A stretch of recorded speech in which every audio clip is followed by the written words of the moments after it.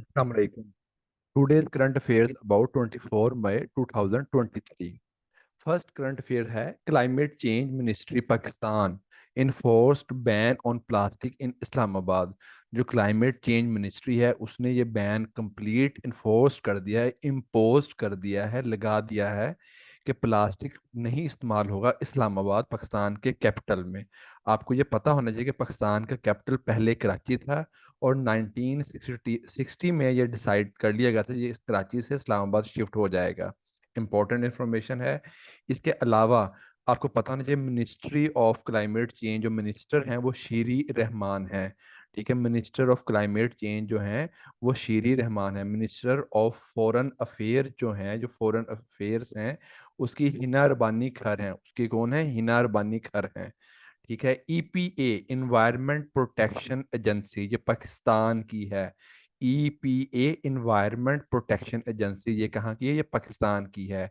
UNEP United Nation Environment Programme, इसका headquarter जो है वो नैरोबी में है। इसका हेडक्वार्टर नैरोबी में है। ठीक है, आपने इसकी ये ट्रिक लगानी है, यूनाइटेड नेशन एनवायरमेंट। एक्चुअली तो ई एन इन्वायरमेंट शुरू होता है, लेकिन एन से आप इसे सपोज करें एनवायरमेंट, तो एन से Nairobi. United Nation Environment Programme का हेडक्वार्टर कहाँ पे है? नैरोबी में है।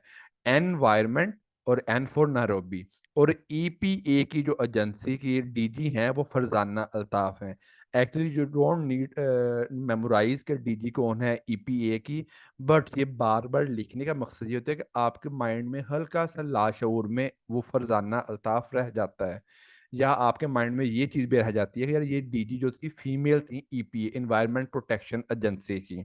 ठीक है, इसके लिए आपके लिए मैंने ट्रिक भी एक एडवाइस की है कि ऑब्वियसली हमारे घरों में हमारी फीमेल सिस्टर मदर जो हैं वो सफाई करती हैं, हमारे इन्वायरमेंट को साफ रखती हैं।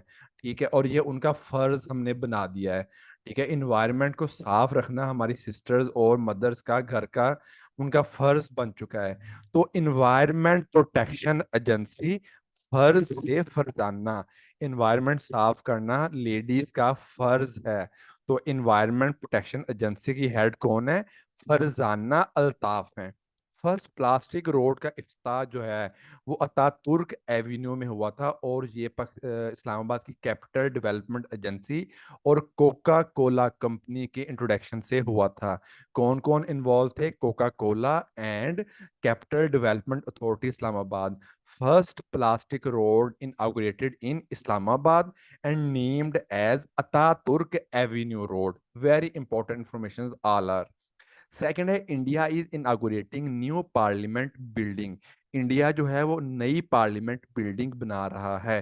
कौन सा कंट्री जो है वो न्यू पार्लियामेंट बिल्डिंग बना रहा है? ये एक डायरेक्ट इंफॉर्मेशन है कि इन रीसेंट ईयर या इन 2023 which country inaugurated the new parliament building, तो वो इंडिया है। इसके बारे में एडिशनल इंफॉर्मेशन है कि इंडिया के प्रेसिडेंट कौन है? द्रौपदी हैं। आपको पता है कि नरेंद्र मोदी जो हैं वो इसके पीएम हैं और इसके प्रेसिडेंट जो हैं वो द्रौपदी हैं। राम नाथ कोविंद इससे पिछले प्रेसिडेंट थे। राम नाथ कोविंद जो हैं वो इससे पिछले प्रेसिडेंट थे। इंडिया जो है वो पाकिस्तान के ईस्ट में है। काफी दफा ये क्वेश्चन पूछा जाता है कौन सा कंट्री पाकिस्तान के ईस्ट वेस्ट में है। ठीक है, इसमें अगर आपको डायरेक्शंस की अंडरस्टैंडिंग नहीं है तो मेरा यूट्यूब का फर्स्ट लेक्चर जो है हाउ टू लर्न मैप उसको लाजमन सुने, वो आपको डायरेक्शंस की अंडरस्टैंडिंग देगा। न्यू दिल्ली जो है वो इंडिया का कैपिटल है। बात करते में बहुत इजी चीजें नहीं याद रहती, जैसे तुर्की का कैपिटल अनकरा है, मोस्टली लोगों को पता होगा बट मैं रिवाइज करवा रहा हूँ। बट मोस्टली लोग जो हैं वो फाल्स टिक जो है वो इस्तांबुल पे लगा देते हैं। ऑस्ट्रेलिया का कैपिटल कैनबरा है, बट मोस्टली लोग जो है वो सिडनी पे लगा देते हैं। तो ये आपको पता होना चाहिए। फाइनेस्ट फिश हार्बर, फाइनेस्ट बहुत साफ फिश हार्बर ऑस्ट्रेलिया की वो सिडनी है। फाइनेस्ट फिश हार्बर जो है वो ऑस्ट्रेलिया के कौन सी है? सिडनी है। Third, Canada and Saudi Arabia rekindle there relation. मैंने आज आप लोगों के लिए न्यू प्रोग्राम लॉन्च किया है कि थोड़ी सी आपको न्यू इंग्लिश के सिनोनिम जो हैं वो इंट्रोड्यूस करवाए जाएं, जो कि लेटेस्ट आपके वर्ल्ड न्यूज़ में इंट्रोड्यूस हो रहे हैं। ये चीज़ पीपीएससी लाजमन पूछता है। इवन रिकिंडल का वर्ड भी पीपीएससी ने सिनोनिम्स में पूछा हुआ है। तो रीकिंडल मींस रिज्यूम। तो चलते हैं न्यूज़ की तरफ वापस। कनाडा और सऊदी अरेबिया ने अपने ताल्लुकात जो हैं बहाल कर लिए हैं।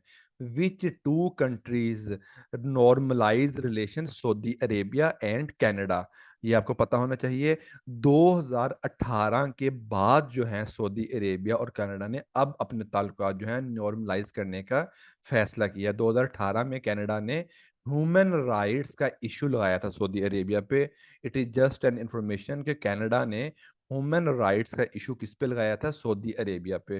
तो 2018 के बाद जो है वो सऊदी अरेबिया और कनाडा के ताल्लुकात बहाल हो रहे हैं। कनाडा जो है वो नॉर्थ अमेरिका का लार्जेस्ट कंट्री है। नॉर्थ अमेरिका में तीन कंट्रीज आते हैं मेन, कनाडा, अमेरिका और मेक्सिको। ये आपको पता होना चाहिए।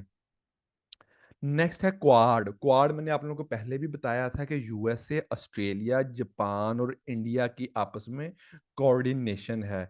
तो क्वाड का समिट जो है वो 2023 का जापान में हुआ है, और 2024 का जो क्वाड का समिट है वो इंडिया में होगा। मैं आपको थोड़ा सा रिकैप करवाता जाऊं। क्वाड जो है ये पैसिफिक ओशन में आने वाले कुछ आपस के दोस्त ममालिक का है। वो आपस में ट्रेड करेंगे और अपने ताल्लुकात को ज़्यादा इन्हांस करेंगे, टाइज को प्रमोट करेंगे।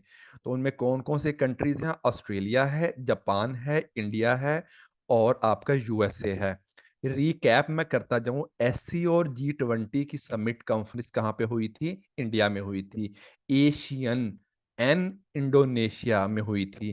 G7 की समिट और क्वाड की समिट 2023 में कहाँ पे हुई थी? ये जापान में हुई थी। और वर्ल्ड हेल्थ ऑर्गेनाइजेशन की कॉन्फ्रेंस कहाँ पे होनी है? जिनेवा में होनी है। किस कंट्री को जिनेवा की वर्ल्ड हेल्थ ऑर्गेनाइजेशन की कॉन्फ्रेंस में नहीं बुलाया गया? ताइवान को नहीं बुलाया गया। ताइवान जो है ये ईस्टर्न एशिया में मौजूद है। Current affairs number fifth. Sindh plans to install electronic chips in criminals. Which province decided to install electronic chips in criminals? Sindh ने ये चीज प्लान की है।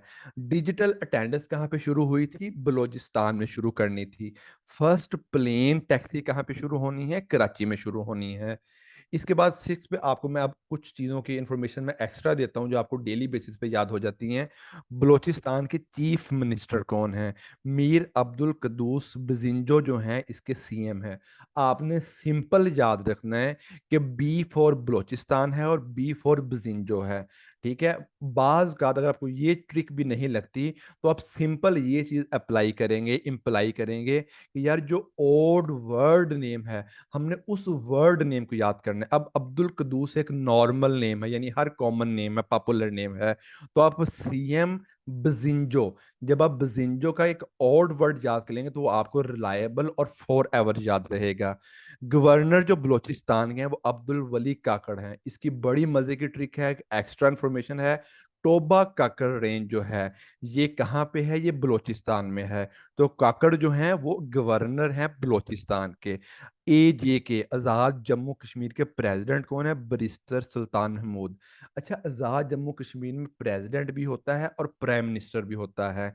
तो आपको याद रखिए कि अगर प्रेसिडेंट है तो वो बैरिस्टर होगा और वो सुल्तान होगा, कि वो एक अलग अलहदा ही इंडिपेंडेंट टेरिटरी है, स्टेट है।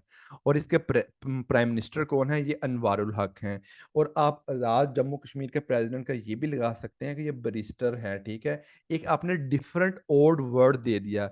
बहुत से कम लोग पाकिस्तान में अभी ऐसे हैं जो इस टाइम में करंट की बात कर रहा हूँ जो बैरिस्टर नाम के साथ किसी एक मेन सीएम के या एक गवर्नर के ओहदे पे बैठे हुए हैं। तो मैंने आपको पहले भी जैसा कि बताया था कि एक ओल्ड वर्ड का साथ में अटैच कर दें एक अजीब चीज का, यानी बजिंजो एक अजीब वर्ड है, कॉमन नेम नहीं है। तो आपको सीएम बजिंजो एक वर्ड लाजमन याद रहेगा। गवर्नर काकड़ याद आपको राजमन रहेगा। और टोबा काकड़ रेंज कहाँ पे है? बलूचिस्तान में है। इस तरीके से आपको करंट अफेयर याद करना आसान भी हो जाते हैं, फॉर एवर भी याद रखते हैं, और आपको एमसीक्यूज पर ट्रिक करना भी आसान रहता है। आज के करंट अफेयर्स का अख्ताम यहाँ पे होता है। Thank you so much.